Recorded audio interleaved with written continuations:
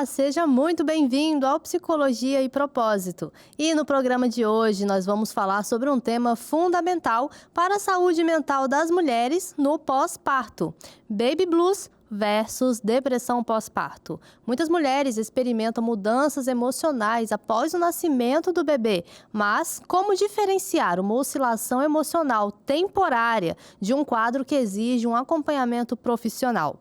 O puerpério traz desafios físicos, emocionais e também sociais. E compreender o que é natural e o que pode indicar um quadro depressivo é essencial para cuidar da saúde mental da mãe e também de toda a família. E hoje, para falar sobre esse tema tão importante, recebemos aqui a psicóloga perinatal Adriane Hublet, que vai nos ajudar a entender melhor as diferenças entre baby blues e depressão pós-parto, além também de trazer orientações sobre prevenção e apoio nessa fase tão sensível. Adriane, seja muito bem-vinda ao Psicologia e Propósito. Obrigada, boa tarde. Boa tarde. Pronunciei certinho o seu sobrenome? É o Blé. O Blé. Ok, Adriane Hublé. É isso. Conta pra gente um pouquinho da sua trajetória aí dentro da psicologia perinatal. Bom, eu me tornei uma psicóloga perinatal porque eu passei por uma gravidez. A minha segunda gravidez eu não esperava, eu já tinha uma certa idade e eu corria risco e me vi sozinha, mesmo sendo psicóloga, caminhando sozinha. Aí, um belo dia, eu vi que existia a psicologia perinatal e aí eu decidi me aprofundar nessa área. Muitas vezes é assim, né? Aquilo que a gente foi curada, a gente quer usar para curar os outros também. É, porque é de suma importância. Sim. Quando você faz o pré-natal, já deveria o próprio obstetra te indicar um psicólogo para que você fizesse o pré-natal psicológico. Porque é essencial você cuidar das emoções. Sim. Porque você não sabe as suas emoções antes. E conforme acontece a grande turbulência dos hormônios, essa emoção fica bem complicada durante a gestação. Eu imagino. Eu imagino não, eu passei. A gente já passou por isso, então a gente sabe que o negócio não é tão simples quanto parece, né? Não. Mas aí vem uma outra barreira que a gente estava até conversando antes da gente começar o programa, que tem muitos obstetras que eles não valorizam o psicólogo, a figura do psicólogo ali junto com a mulher gravidinha, né? E isso acaba prejudicando também, talvez, na hora do parto, o pós-parto e tudo mais. É, a gente, hoje em dia, nós estamos nos baseando na Lei 14.721, que agora permite que você acompanhe a gestante antes, durante e depois no puerpério. Então, vamos ver se com isso a gente consegue com que as psicólogas estejam dentro do centro cirúrgico, acompanhando as suas pacientes, que é de suma importância. Essa lei é recente? Sim, sim. Ela é de 23, acho que de 8 de novembro de 2023. Então, ela é bem recente ainda. Bem. Por isso que a gente não vê, então, uma abertura ainda tão grande para a psicóloga perinatal estar junto com a mulher que vai ter um bebê ali, naquele momento. Não, muito difícil. E qual seria a importância de ter um olhar especializado, assim, como o da psicologia perinatal? Eu falo da parte emocional, não só da gestante, quanto da família de modo geral. Sim. Porque quando você está gestando, não é só você, é a família inteira. É uma mudança o seu marido, que vai para todo mundo. São as avós, são as pessoas que vão ficar de apoio.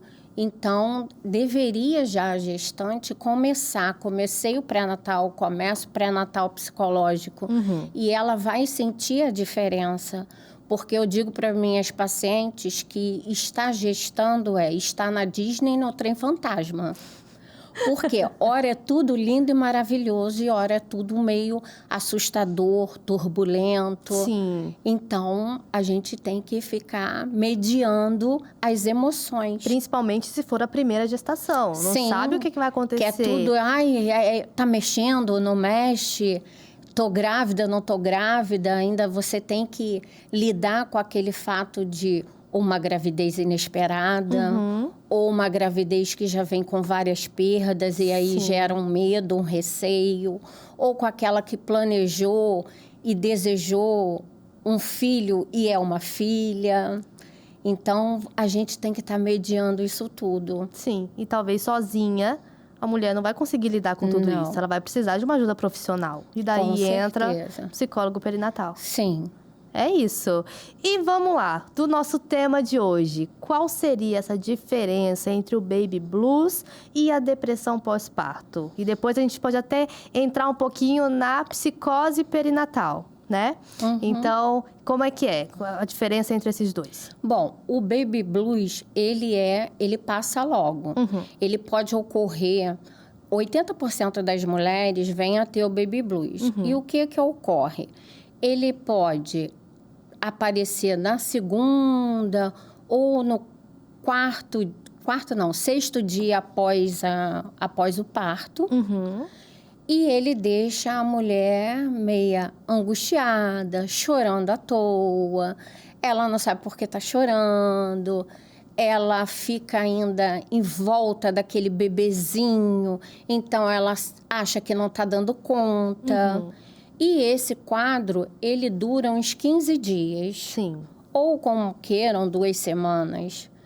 Passado disso, se você vir que realmente o quadro continua e aumenta no que eu digo. Ela se sente, fica com sono, mas não consegue dormir. A irritabilidade dela aumenta. Sim. Ela tem pensamentos intrusivos que são suicidas. Sim. Que na depressão pós-parto acontece 300% a mais de vontade da mulher a se cometer um suicídio. Há pouco tempo, tem uns 4 meses atrás, eu tive uma paciente onde eu não acompanhei ela, não fiz o pré-natal psicológico dela. Ela veio para mim já no puerpério, passado baby blues. Sim. E ela dizia para mim que ela não conseguia interagir com o bebê. Ela precisou que a mãe dela ficasse com ela, porque ela não conseguia cuidar do bebê. Mas olha só, aí volta ao nosso assunto lá do início. O problema já chegou ali instaurado. Sim. Talvez se tivesse tido um acompanhamento desde a gestação... Isso já poderia ter sido resolvido, amenizado. Com certeza. Mas, hoje em dia, as mulheres se preocupam mais, infelizmente, com o enxoval do bebê do que com o emocional. Verdade. E aí, elas recorrem para os psicólogos somente quando elas veem que elas já perderam o controle. E nem são todas, porque algumas passam pela depressão pós-parto e nem sabem que estão passando. Sim. Então, por isso que eu reforço que fazer o pré-natal psicológico é essencial, porque ali a gente não trata só da gestante. Não. A gente lida com grupo de apoio. Marido não é grupo de apoio, marido, companheiro, não são grupos de apoio, são pai. Então, a função dele é também ser pai, acompanhar a sua esposa, mas ser pai também. E aí, a gente faz também com quem vai ficar com essa pessoa. Se ela não tiver ninguém para ficar com ela, a gente passa as informações para os companheiros. Sim. Eu costumo até dar um papelzinho falando como é o baby blues, os sintomas, e como é a depressão pós-parto e os sintomas também. Porque na hora daquela agitação, criança chorando na madrugada... Aquilo tudo eles não vão nem se dar conta. E acaba que os sintomas ali, então, da depressão podem até mesmo ser confundidos com o cansaço, com a privação de sono. Sim, Por isso que pode ser um pouco mais difícil identificar a depressão pós-parto? Sim, pode. Vai mesclando tudo ali junto. Vai, mas tem esse ponto onde... Talvez ela não consiga chegar tão perto do bebê, dar São de os mamar. pontos mais específicos. Sim, dar de mamar já é meio exaustivo. E aí, para ela tenta diminuir as mamadas. Sim. Então, quer dizer, são pontos que a gente vai pegando. Fora a irritabilidade, o choro, o cansaço. Esses aí são os pontos que podem ser confundidos com a privação de sono, Sim. com a demanda que aumentou 200% e tudo mais. Sim. E fora o baby blues e a depressão pós-parto, tem também, que a gente pode dar uma pincelada, a psicose puerperal. Eu falei perinatal de início, né? Mas é puerperal. A psicose puerperal. E como que ela é caracterizada? Ela é mais agressiva, onde a paciente realmente tenta mais contra a sua vida, ela fica mais agitada, ela perde o controle muito fácil, ela tem alucinações. Então, a gente, quando pega um caso desse, a gente encaminha para um psiquiatra, para que ela seja medicada, porque somente com a terapia, nesse caso, não vai ser 100%. Sim. Então, a gente passa para os nossos colegas psiquiatras para que eles possam conduzir da melhor forma possível e a gente junto na terapia. E dá um help. Onde também na depressão pós-parto também pode entrar a medicação. Sim. Porque a depressão, ela pode aumentar, não chega a ser uma psicose, mas também não deixa de ser uma depressão e ela precisa de medicação. Sim. E aí, voltando aos sinais do baby blues, que é uma coisa mais branda, quais seriam as principais características, assim, do baby blues? Seria parecido com a depressão, só que ele vai sumir em 14 dias? É basicamente isso? Sim. Ela fica mais melosa, né? Mais chorosa. Ela se irrita com uma pequena facilidade. Sim. E ela acha que não está dando conta de nada. Então, isso começa a incomodar, ela começa a achar que não é boa mãe. Eu tô com uma paciente que está vivenciando o baby blues. Sim. E ela, ao sair da maternidade, ao chegar em casa, ela quis falar comigo. Porque ela disse que ela não estava aguentando, que era uma pressão, mas ninguém estava fazendo pressão nela. Ela mesma estava colocando se essa pressão. sentia pressionada. Então, era uma pressão, ela sentia uma pressão, uma agonia, uma angústia. E agora já está passando, eu entro em contato com ela, que a gente não abandona o paciente. Claro. Só espera ela chegar em casa, se acomodar um pouquinho. E aí ela foi e já está melhorando. Ela disse que os choros já estão passando. O marido dela também está observando para que possa relatar. Ela tem uma boa rede de apoio. E isso ajuda bastante. No caso dela, por exemplo, que estava passando pelo baby blues, quais seriam os sinais de alerta que, no caso, o marido que está acompanhando ela, precisaria observar se iria evoluir para uma depressão pós-parto? Se essa irritabilidade aumentar, a privação de sono, né? Então, ajuda também com que ela fique cada vez mais... não é agressiva, que ela fique muito irritada. Sim. Essa irritabilidade aumente bastante, que ela não consiga chegar tão perto do bebê, ela começa a se afastar um pouco, já não quer fazer mais as coisas do bebê. Essa outra paciente que eu falei para você, ela separava a roupinha do bebê, mas ela não conseguia vestir o bebê. Porque ela estava no quadro depressivo que não deixava ela chegar ali. Sim. Então, essa precisou ser medicada, ela está sendo medicada, ela está ainda em acompanhamento, porque a depressão pós-parto, a criança pode fazer 2 anos e a mãe ainda está passando pela depressão pós-parto. Não é uma coisa tão rápida de se passar e de se superar. Não. E o que pode levar essa depressão a ser tão forte?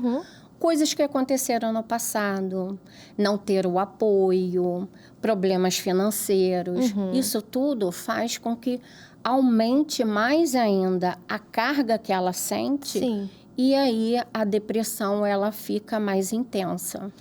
Não sou da psicanálise, eu sou da parte da TCC. Mas, voltando lá atrás, problemas de rejeição com a mãe, com o pai. pode, também, então, pode. refletir aqui agora, Pode. depois de ter um bebê? Pode.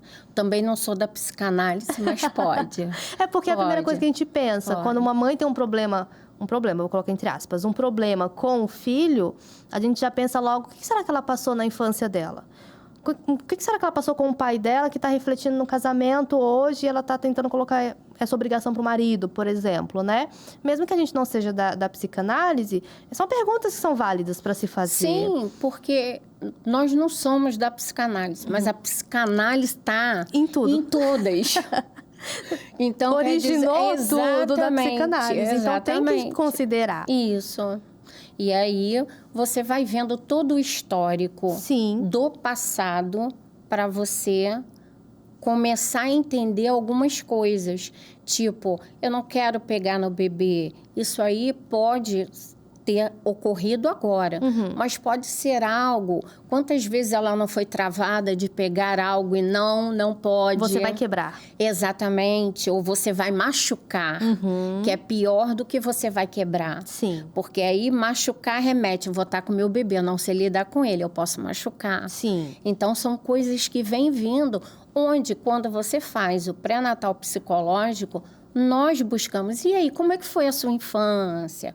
Como é que era você com seus pais? E é muito mais fácil tratar durante o pré-natal psicológico do que esperar a bomba explodir Sim. e ter que arrumar toda a bagunça depois. Sim, mas raras são as que fazem.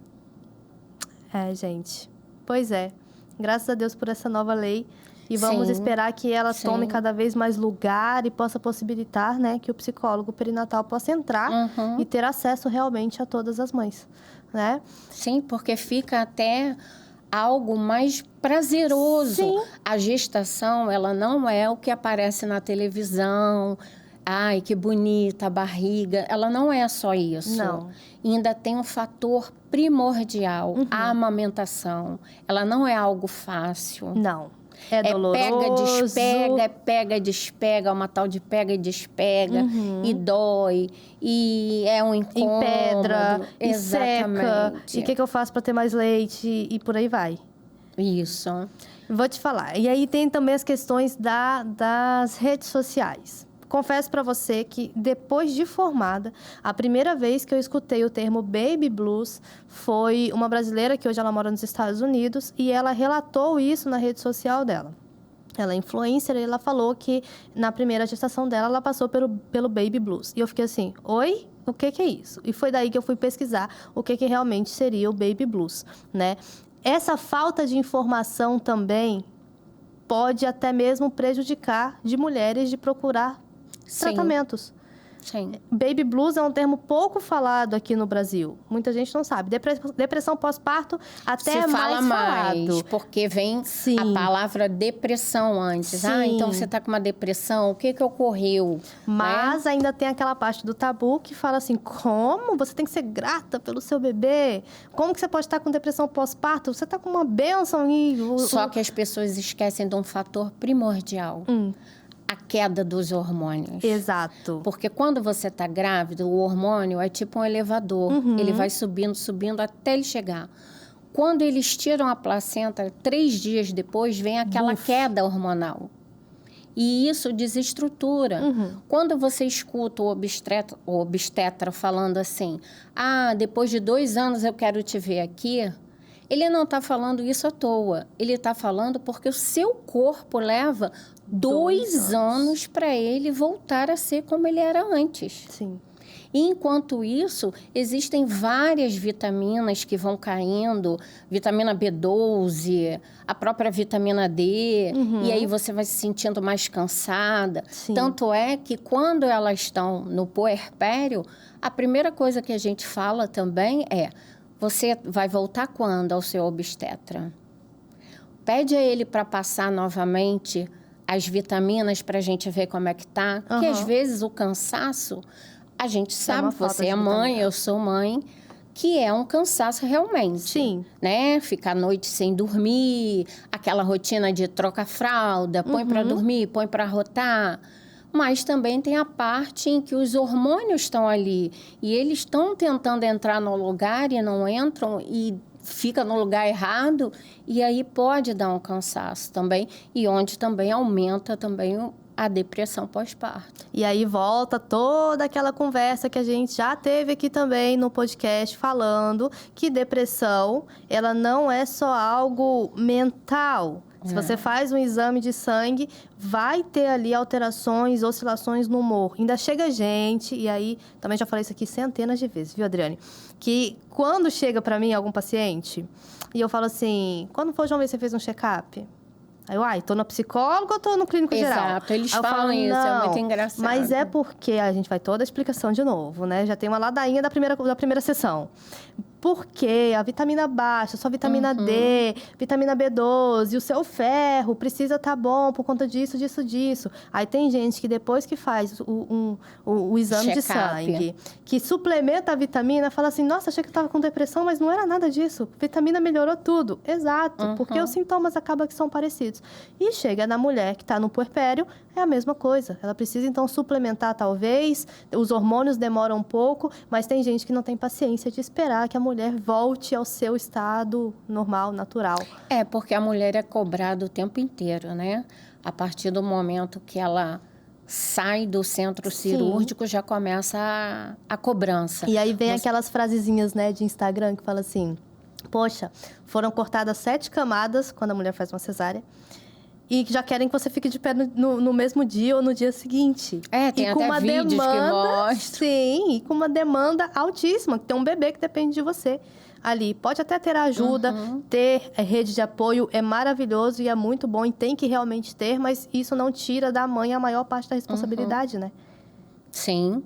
E uma coisa que pouco é falada, pouco é notada. O homem também pode ter depressão pós-parto. Ah, então vamos explorar esse assunto, porque é muito pouco falado isso. Sim, muito pouco mesmo. Por quê? Ele pode aparecer quando o bebê está com 3, 6 meses. Aí pode aparecer que ele começa a se sentir rejeitado, ele começa a se sentir excluído. Então, a gente tem que ter esse olhar também. Tanto é que quando a gente faz o pré-natal psicológico e a gente tem a sessão com os companheiros, a gente fala para eles, vocês também podem ter depressão. Ele, mas como, doutora? Eu não tenho problema com hormônio, não sei o quê.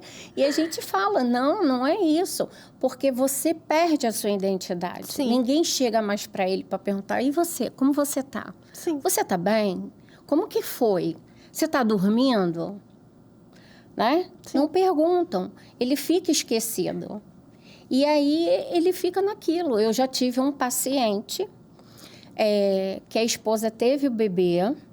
Ele se tornou paciente através dela, né? Nas consultas do PNP. Veio junto. Então, ele foi embora de casa. E ela não entendeu. Ai, gente. E ele foi bater lá no meu consultório. Eu fui e falei assim, ué, mas o que você está fazendo aqui? O que houve? Eu não estou aguentando, é muita pressão. É muita pressão, eu preciso ficar na minha casa. Fala isso para minha esposa, eu preciso sair daquilo. Eu fui e falei, tá, mas vamos conversar. Indiquei ele para um colega. Também o colega o indicou para um psiquiatra, porque ele estava com ansiedade muito alta. Precisa entrar uma medicação. Precisava entrar uma medicação. Então, quer dizer, isso tudo não é notado e não é falado. Mas tem que ser falado. O pai também passa. Sim. Né? O pai também está grávido. Eu já acho uma diferença muito grande, por exemplo, na licença maternidade e licença paternidade. Hoje, a paternidade no Brasil, a licença paternidade está de quê? 5 dias? 7 dias? 5 dias. Então, poxa, 5 dias. Como também a licença maternidade de 4 meses, as pessoas acham que a mulher está de férias. 4 meses, você ficou 4 meses em casa. Quando o bebê completa 4 meses, que ela começa a respirar, ela tem que voltar a trabalhar. Aí tem que passar por toda a adaptação, ou de creche, ou de alguém que vai ficar com o bebê. E aí, daqui a pouco, aos 6 meses, entra introdução alimentar. E ela já está trabalhando fora. Não, e fora que ela fica assim, eu não vou acompanhar nada. A culpa. E aí Muita chega a culpa, muita culpa. E será que depois desses 4 meses pode, então, chegar uma depressão pós-parto? Pode sim. É onde também alguns casos ocorrem, porque ela se culpa tanto dela não participar do dia a dia mais do bebê dela, dela não estar na rotina. Tem algumas que dizem, a creche vai ver andar e eu não vou ver andar. Eu falo, olha, a creche vai ver ele andar. Mas você, quando vir ele andar a primeira vez, foi sua primeira vez. Sim. Curta esse momento. E aí a gente vai tentando driblar dessa forma para poder amenizar, porque realmente ficar sem ver, às vezes, só imaginando... Deve ser um peso dói um muito pouquinho grande, no coração. né? Deve doer muito. Aí você chega em casa de noite, o bebê já tá cansado, tá na hora de dormir. Que tempo que você teve com ele durante o dia? E tem algumas mães que chegam e o bebê já tá dormindo. E sai de casa, o bebê ainda tá dormindo? Uhum. Imagina só. E só tem o sábado e o domingo. É. E acaba que vem aquela culpa, né? Uhum. E tem gente que não procura ainda terapia. Não. E como lidar, né? Com essa culpa toda sozinha, com uma possível depressão pós-parto sozinha. E isso é complicado. Isso é muito difícil. Muito. Se as pessoas soubessem o quanto a terapia é válido, terapia não é coisa de gente famosa, de quem tem dinheiro. Existem tantas formas de você procurar terapia, existem ONGs, Sim. SPA de faculdades. Então, elas poderiam chegar até lá. Sim. Mas é porque eu acredito que nós ficamos muito rotulados porque terapia é coisa de maluco. É. Ainda está sendo quebrado, né?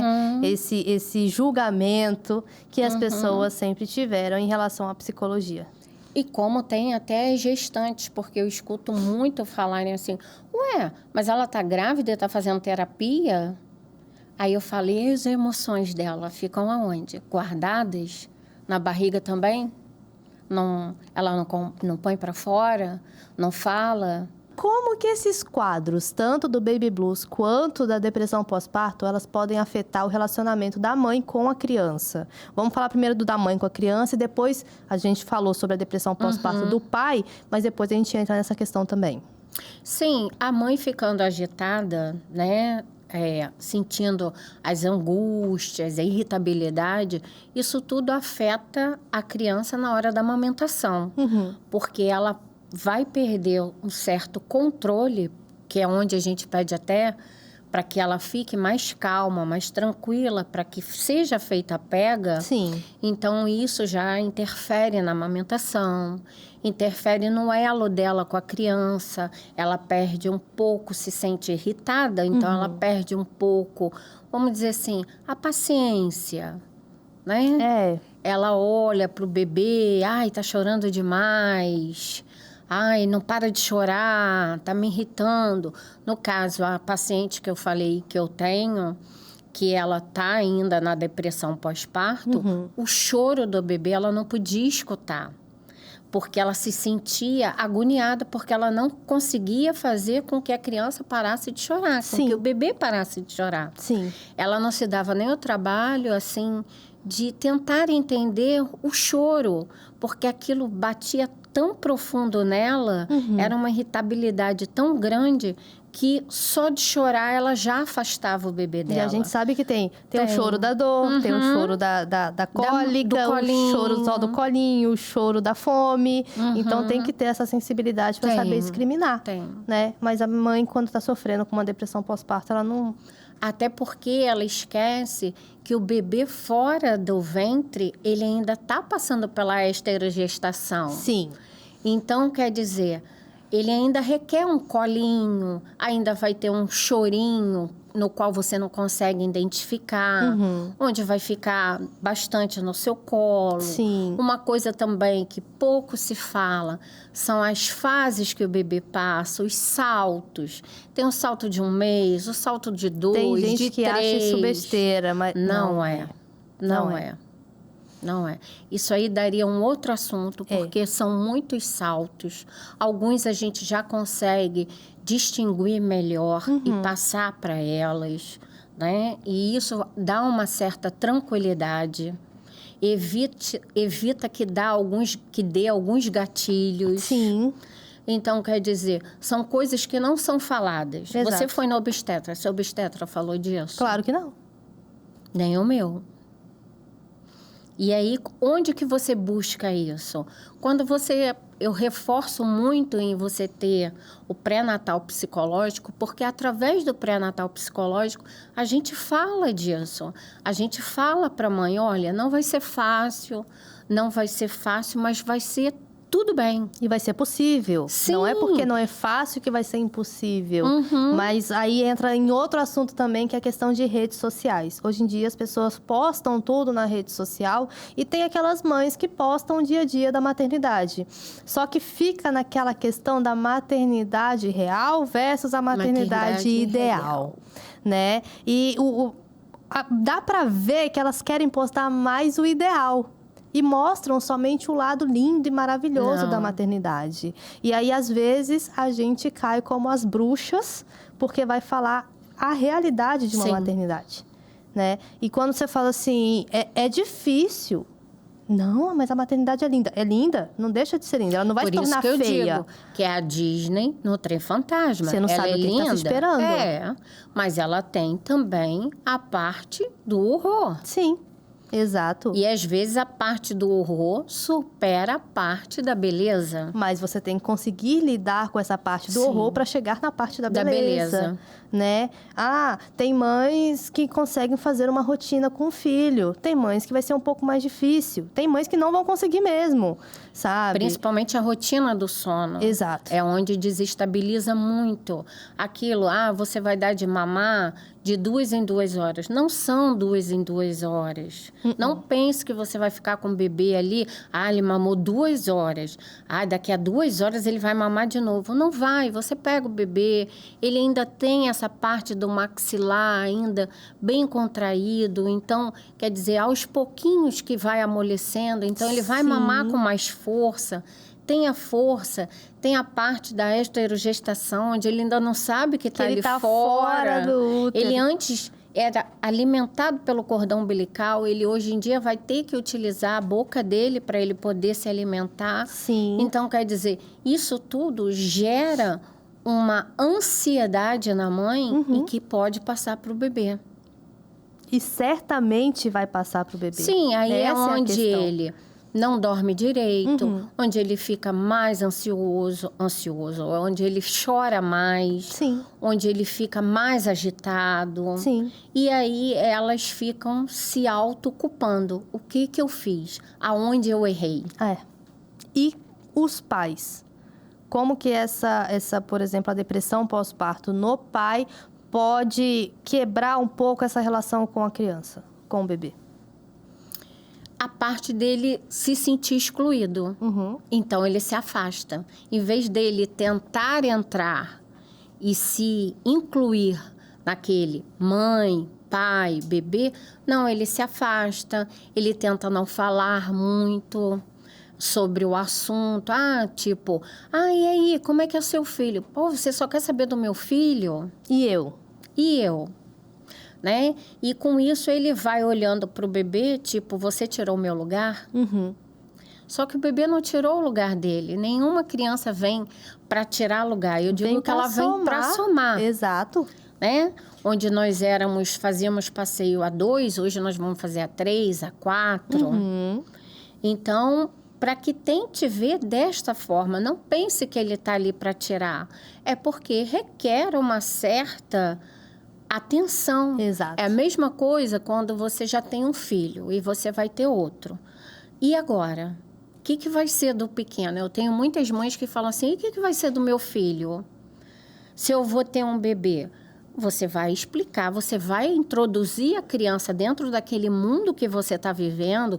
Tipo, vamos sair para comprar roupinha para o seu irmãozinho. Vai fazer ele participar do processo. Sim, para o seu irmãozinho. Olha, você ajuda a mamãe aqui. Olha ali no berço, vê se está dormindo. E tentar mostrar para a criança que ela não está sendo excluída. Sim. Simplesmente, o bebê requer mais. Tipo, como? Como que eu faço isso? Olha, você já consegue comer, seu irmãozinho não. Precisa que a mamãe dê de alimento para ele. Mas eu acho que hoje em dia falta muita paciência de explicar. Sim. O ensinar leva tempo e é desgastante. Não, vamos falar a verdade. Ensinar uma criança é desgastante. Mas por isso que a rede de apoio é tão importante. Porque a rede de apoio pode estar fazendo isso que a mãe está falando. Sim. Olha, a sua mãe está dando de mamar para o seu irmãozinho porque o seu irmãozinho não consegue comer como você. Olha, você já é a mocinha ou você já é o príncipezinho da mamãe. E tentar introduzir isso de uma maneira simples, suave para a criança. Exato. Porque a criança é uma criança. Então, se para um adulto é difícil dele entender que a vida dele está mudando, imagina para os pequenos. Eu lembro, lá em casa nós somos 3. Tem eu, tem a minha irmã e eu tenho um irmão que eu sou 15 anos mais velha do que ele. Então, eu estava já com 15 anos quando minha mãe descobriu que estava grávida, achando que estava entrando na menopausa. Descobriu que estava grávida. E a diferença dele para minha irmã é de 9 anos. E eu lembro claramente, Adriane, até hoje, meu pai contando pra gente que a minha mãe estava grávida. E aí, eu fiquei super feliz e tal, um nenenzinho e tudo mais. A minha irmã começou a chorar. 9 anos. Mas ela chorava. O que foi, Luciana? O que está acontecendo? Vai ser um nenenzinho, um irmãozinho ou uma irmãzinha para você? Eu vou perder o meu papel de caçulinha. Eu não vou ser mais o neném da casa. E a gente assim, mas você já não é neném, tem muito tempo. Mas na cabeça dela, ela era a princesinha, o nenenzinho da casa, né? E precisou toda uma explicação. E olha que já estava com 9 anos. Imagina com uma criança de 2, 3 anos que está chegando um nenenzinho, né? E aí precisou todo um processo com ela de explicar para ela que não, ela continuava sendo a filha da mamãe e do papai do mesmo jeito. Ela só não era mais a pequenininha. E aí ainda veio que ela nasceu dia 12 de janeiro. E o neném estava previsto para nascer em janeiro. Eu lembro, gente, isso foi engraçado. Ela virou pra minha mãe e falou assim: se esta criança nascer no dia do meu aniversário, eu não te perdoo nunca mais. Minha mãe foi no médico. Não, graças a Deus. Minha mãe foi no médico e falou: doutor, qualquer dia menos 12 de janeiro, pelo amor de Deus. Eu tenho também uma diferença grande entre as minhas filhas. Uma tem 18 e outra tem 10. Olha, 8 anos. Então, é uma senhora diferença. Sim. E eu ainda, quando eu digo que eu decidi ser psicóloga perinatal através de mim mesma, porque eu corria risco da segunda gestação, então eu ainda tive que preparar a minha filha para, se acontecesse qualquer coisa com a mamãe, ela não rejeitar a irmãzinha.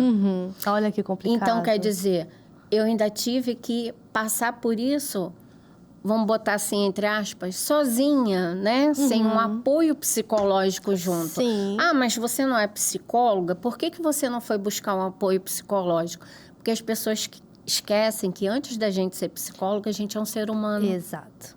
E geralmente a gente é muito julgado por isso. Sim. Né? E a diferença delas, a minha filha mais velha perguntava: vocês só dão atenção para minha irmã, esqueceram de mim? E eu dizia: ué, mas não foi você que pediu a sua irmãzinha? Não foi você quis ter sua irmãzinha? Você dizia que pedia para Papai do Céu, porque a minha segunda gravidez foi um susto. Para a primeira eu tive que fazer tratamento e a segunda o médico disse: se eu quisesse eu teria que fazer um novo tratamento. Eu estava me preparando para uma bariátrica quando eu descobri que eu estava grávida. Milagre. Foi realmente um milagre. A gente brinca que ela era o Kinder Ovo surpresa. E a irmã foi e confessou: mamãe, eu pedia todo dia para Papai do Céu. Gente. Para ele me dar uma irmãzinha. Eu tenho até medo assim, quando criança ora. Eu tenho medo quando criança ora. O poder de oração de uma criança tem muito poder. E de pedidos também, né? Também. Zoe, minha filha tá com 3 anos, tá falando assim: mamãe, você vai no médico? Eu falei: médico pra quê, filha? Pra tirar o neném da sua barriga. Eu falei: para com isso! Não tem neném na barriga da mamãe. E dá medo essas coisas de criança, viu? Dá medo. Dá. Mas, então, foi um milagre. Foi sim. Gente, foi sim. E explicar para ela, mesmo sendo algo, o irmãozinho, a irmãzinha, sendo um desejo que ela tinha, mas ainda assim bate aquele espíritozinho assim de rejeição, sim, aquele sentimento de rejeição, de tô sendo esquecida, e a outra ocupou meu lugar. Incluída em tudo. em tudo ela foi incluída. Ela só não entrou no centro cirúrgico. Mas de resto, ela estava lá na maternidade para esperar a irmã. No outro dia, foi também. Viu a irmã, preparou a casa, fez uma festa para a irmã que estava chegando. Olhava, vai lá, olha a sua irmã, vê se ela está dormindo, se ela está chorando, fala para a mamãe, olha, pega ali a fralda. Então, quer dizer, ela foi introduzida a isso. Sim. E mesmo assim se sentiu um pouco excluída. E aí entra também, nesse caso, se tratando de outras crianças que já tem na casa, o papel da psicóloga perinatal, até mesmo para instruir a mãe de como instruir a criança? Sim, sim. Todo esse o ABC. Papel, todo esse papel a gente faz. Tá vendo? De como, porque muitas das vezes até esquece, trouxeram um presente para o meu filho e não trouxeram para o outro. Como que eu vou lidar com isso? Sim. Se é uma pessoa muito chegada, ela já vai levar para os dois. Mas se não for, tipo, um amigo de trabalho... Vai levar só para o neném. Vai levar só para o neném. E o outro?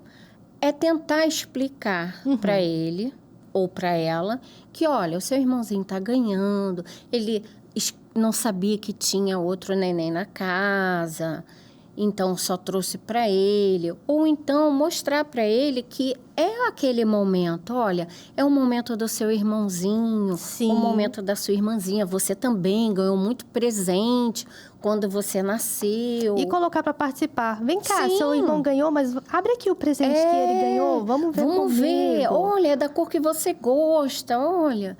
E você vai colocando assim e vai se tornando mais leve. Eu acho que a melhor maneira é colocar a outra criança para participar daquele novo momento. Sim. Ela vai se sentir completamente incluída em todo o processo. Embora pode acontecer de se sentir um pouco excluída, mas está vendo que está puxando para perto. Não, vem cá, você vai ajudar? Vem cá, olha lá. Guarda lá. Gostou do papel? Pode ficar com papel, brinca. Sim. Arruma bonitinho.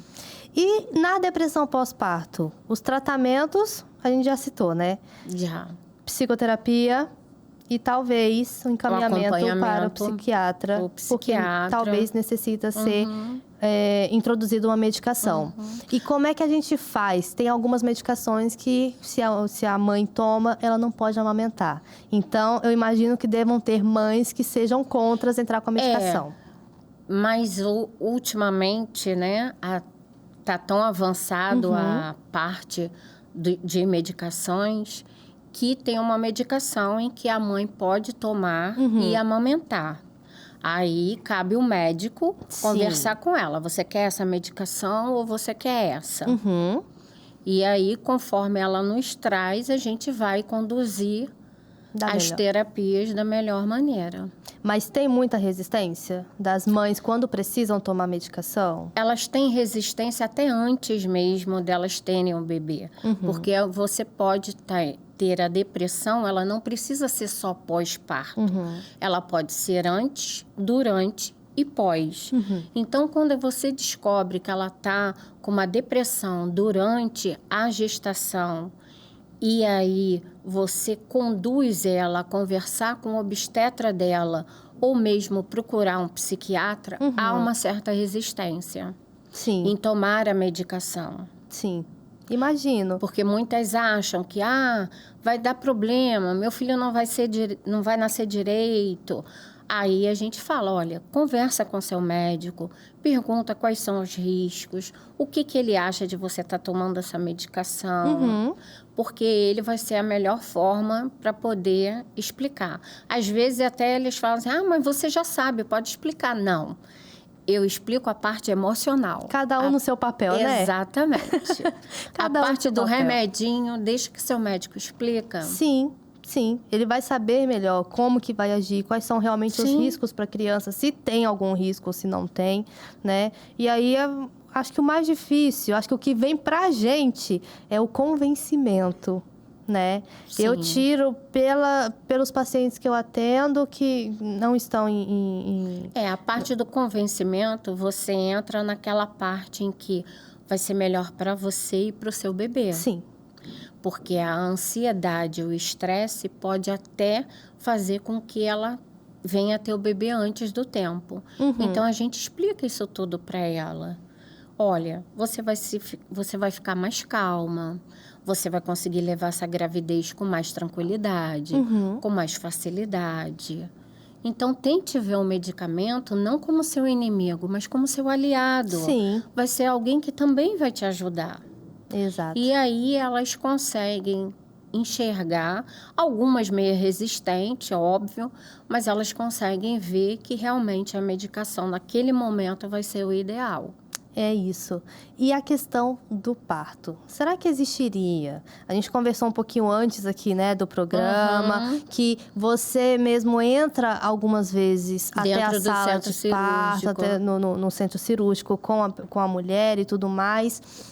Será que teria uma preparação antes? Tem. Esse papel aí da psicóloga perinatal, Tem. antes do parto. Existem mulheres que a gente sabe que podem passar por uma pré-eclâmpsia, por uma eclâmpsia. Tem mulheres que sofrem com ansiedade, então chega ali na hora do parto, não conseguem se conter e tudo mais. Como que seria essa preparação, então?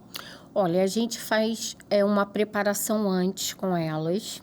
A gente, durante o pré-natal psicológico, a gente já se informa se o obstetra vai deixar ou não, vai permitir que a gente entre dentro do centro cirúrgico. Caso ele não permita, a gente vai fazendo todo um rapport com elas do que vai acontecer.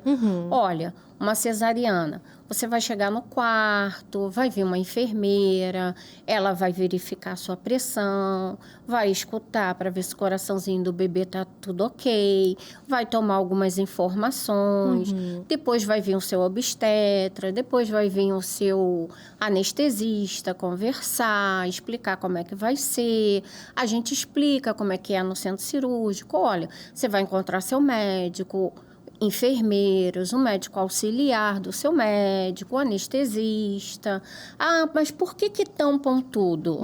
E a gente não vê. Aí a gente fala, você gostaria de se ver cortando, sendo cortada? Puxarem a sua barriga um pouquinho para cá, um pouquinho para lá, para tirarem o seu bebê? Ah, não, eu não aguento ver sangue. Então, por isso que tem aquilo. Mas logo que o seu bebê nasce, ele é colocado em cima de você. Porque existe um momento de ouro que é primordial. É o melhor elo em que a mãe tem com o bebê é naquela hora. Você até tira um pouquinho do pano que é cobre e deixa o contato pele a pele mesmo. Esse contato é importantíssimo. Até para ela na hora da amamentação. Sim. Ajuda, porque a prolactina ela precisa receber um estímulo que é dado nesse momento, que ela está muito feliz, muito eufórica, muito alegre de estar recebendo o seu bebê, e isso estimula mais ainda para que saia o colostro e depois dos 3 dias venha a apojodura e venha de uma forma com bastante leite. Sim. Então, quer dizer, ajuda muito esse momento. E quando a gente está lá, a gente também supervisiona, assim, se está acontecendo um momento ou não, dá uma olhadinha. Os médicos também, quando eles deixam a gente entrar, a gente já sabe que é uma equipe bem humanizada, uma equipe que prioriza a paciente mesmo. Sim. Então, a coisa fica mais bonita. É isso. Então, precisa, sim, ter todo esse entendimento diante do parto e esse acompanhamento. Até também. mesmo para algumas determinadas pacientes. Eu tive uma paciente borderline, onde ela, dentro do centro cirúrgico, eu acompanhei, a médica dela até preferiu mesmo que o psicólogo estivesse junto dela, e ela teve uma crise de ansiedade. Ela não estava medicada, ela não quis fazer a medicação, que poderia estar medicada. Ela não quis e ela teve uma crise onde todos pararam. E aí eu atuei com ela, fui falando, olha, vamos deixar os médicos agirem, você quer ver a sua bebê já está prestes a nascer, falta pouquinho, vai ser rápido, não vai demorar. E eu fiquei com ela desde a anestesia até o momento em que ela foi encaminhada ao quarto. Olha só, fundamental. E esperei a parte também, porque uma parte que gera muita ansiedade é quando o bebê vem, né? No parto normal, não, que ela fica com ele o tempo todo. Mas na cesariana, por que fica 2 horas na incubadora?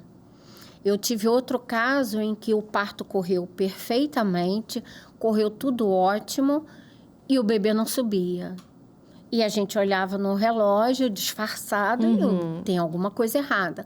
Toca o telefone, pedem para falar com o pai, informa que o bebê não estava tendo saturação. A saturação dele não conseguia ficar em 89. Então, caía muito, ele teve que ir para a UTI. Sim. E aí, para preparar? E como contar para a mãe que o nenenzinho não vai subir agora? Não é só contar para a mãe. Eu tive que acalmar o pai para que ele pudesse chegar lá, a gente contar a ela de uma forma onde não fosse... Porque todo o bebê chega, o meu não chegava. Tão alarmante que não tem coisas que a gente vai contar e que vai ter impacto. Mas o impacto não precisa ser imenso. E é isso que a gente faz. Então, nós fizemos todo esse preparo com o pai primeiro, ele parar de chorar, ele conseguir respirar, porque ele estando mais tranquilo iria tranquilizá-la. Sim. Então, ele foi, a obstetra dela voltou, o pediatra também, e tudo aquilo que eu já tinha dito a ela, eles reforçaram, agradeceram e tudo, que eu falei para ela que, olha, ele ficou ali porque ele está precisando respirar. Logo, logo ele vai sair, vamos pensar que aquilo ali está sendo, no momento, algo beneficiado para ele. Sim. Por quê? Porque tem uma máquina que está ajudando ele a respirar. Exato. Né? Então, vamos pensar nessa máquina que está ajudando ele, que logo, logo ele vai conseguir, e ele só ficou na UTI durante 10 dias. Mas é muito frustrante para uma mãe passar por isso tudo. Ainda mais se não é a primeira vez. Não era a primeira gravidez dela. Então, agora imagina uma mãe que já é a segunda gravidez e a primeira deu tudo certo, o bebê chegou, subiu, ela já sabia o que ia acontecer. O protocolo certinho, e de repente o protocolo fugiu todo, né? Então, precisa sim ter esse acompanhamento. Não, e deveria. Eu tive outra paciente, eu falo em pacientes porque realmente eu tenho uma gama de pacientes, onde a gravidez estava perfeita, todas as outras perfeitas, e na hora dela ter o bebê, eu não acompanhei, na hora dela ter o bebê nasceu com mielo, que o mielo vem a ser a medula fora de dentro do bebê mesmo, ela nasce por fora. E aí, na hora... Eu até falo para ela, vamos tentar mudar como é que era esse vídeo para você mostrar para sua neném? Porque ela estava toda alegre, feliz, contente, sorridente. Na hora do parto, recebe uma notícia dessa, quando colocaram o bebê nela, ela nem conseguiu ter emoção. Sim. Ela não conseguiu passar emoção. Ela só queria saber o que ia acontecer. Ela não teve aquele momento de ouro. Sim. Então, ela queria saber, a preocupação dela é o que vai acontecer com o meu bebê, como vai ser. E ali, no momento, o psicólogo não estava com ela. E com uma emoção dessa, a chance dela desenvolver depois uma depressão pós-parto. Ela ainda está, a bebê hoje em dia está com 2 anos e ela continua em tratamento, tanto medicamentoso quanto com a terapia. É isso. E ela fala que se ela ainda fala assim, doutora, se você tivesse comigo ali, eu acho que eu não teria passado pelo que eu passei. A importância do psicólogo perinatal. O assunto foi bom, mas olha, passou voando. Bem rápido. Muito rápido, né, Adriane? Você conseguiu entender um pouquinho aí da diferença entre o baby blues e também a depressão pós-parto? A gente também entrou em outros assuntos aqui da maternidade, um vai do momento do outro. parto, né? Exatamente, um vai puxando pro outro. A gente falou que isso dava pano pra manga, né? Dá muito assunto. Adriane, obrigada pela sua presença. Obrigada a você. Passa pra gente a sua rede social, pro pessoal de casa te acompanhar e ver lá todo o seu trabalho e tudo mais. A minha rede social é o meu Instagram. Ele é Psy Adriane Hublet, Hublet, porque não é fácil de escrever. Eu errei aqui no início, a pronúncia. Eu confesso que eu errei. É normal já estou até acostumada. E eu gostaria de dizer a todas as mamães que estão grávidas, as que ainda não estão, que procurem uma psicóloga perinatal ou uma psicóloga obstétrica, como vocês queiram, para que você possa fazer o seu pré-natal psicológico. Isso é de suma importância. A emoção, nesse momento, fica à flor da pele e é algo muito difícil de você controlar às vezes. Não dê importância. Eu sei que o nutricionista é importante, que o obstetra é importante, que a físio é importante, mas o psicólogo, nesse momento, também é muito importante para você ter uma gravidez com as emoções um pouco controlada. E depois disso, eu acho que eu não preciso falar mais nada. Você encerrou o programa pra gente. Não deixa, viu, de entrar lá no nosso canal no YouTube, Psicologia e Propósito. E também lá no nosso Instagram. Siga a gente para ficar por dentro de tudo que está acontecendo aqui no nosso programa. Psicologia e Propósito, lá no Instagram também. E você que esteve aqui com a gente até agora, até esse momento, curtiu esse assunto? A gente se vê aqui de novo no nosso próximo episódio do Psicologia e Propósito. Até mais, fica com Deus!